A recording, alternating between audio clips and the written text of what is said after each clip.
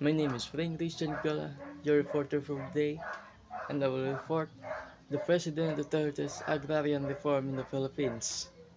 President Duterte's administration 2016 to 2022 aim to accelerate land distribution and improve farmer support in the Philippines. They have key initiatives included 1 to 2 specific policies, programs, streamlining and land titling processes, increase funding for farmer cooperatives while the administration reported significant land distribution. Challenges persisted.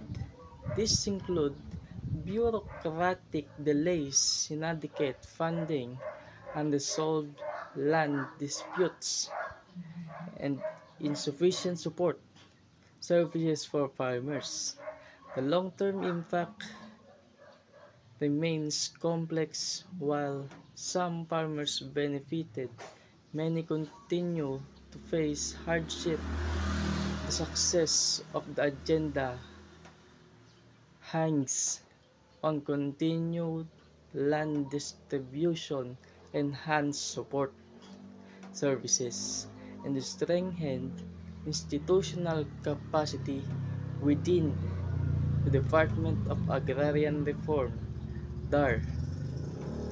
Future assessment requires analysis of long-term economic outcomes for beneficiaries of land agrarian reform.